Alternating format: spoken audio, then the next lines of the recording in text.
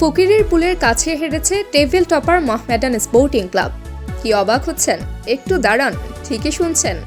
এখন হয়তো ভাবতে পারেন এটি 19 শতকের কোনো খবর। জি না জনাব, এটি পেশাদার লিগের ম্যাচের খবর।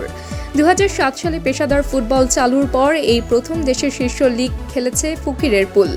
পেশাদার যুগে এই প্রথম তারা হারিয়েছে মোহামেডানকে। যেমনটা 80-90 দশকে তারা প্রায়ই বড় দলকে হারিয়ে খবরের শিরোনামে আসত।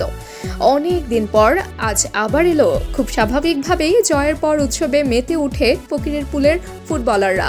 1986 থেকে 1988 মোহামেডান তৎকালীন ঢাকা লিগে হ্যাট্রিক চ্যাম্পিয়ন হয়েছিল। সে সময় ক্লাবটির টানা 76 ম্যাচ অপরাজিত থাকার পর কীর্তি থামে ফকিরের পুলের কাছে হেরে। মোহামেডান ইয়ং ম্যানস লড়াইটা চলছিল গোলশূন্য। মাত্র 7 মিনিট আগে বদলি হিসেবে মাঠে এসেছেন ফকিরের পুলের ইয়ং ম্যানসের উজবেক মিডফিল্ডার সারদর জাহানভ।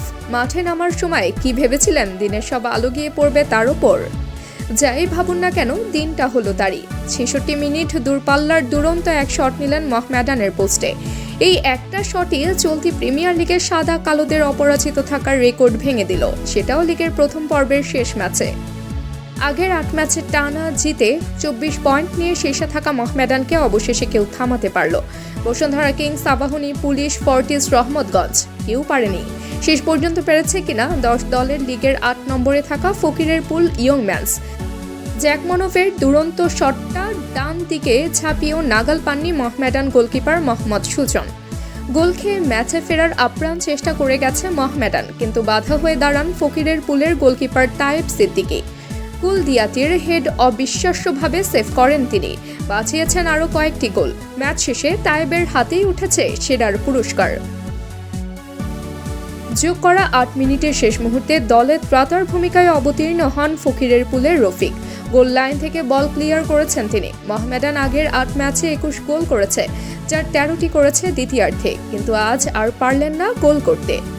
মোহামেডানের এই হারে জমে উঠল বাংলাদেশ প্রিমিয়ার লিগ। অন্যদের সঙ্গে কমল সাদা কালোর পয়েন্টের ব্যবধানও।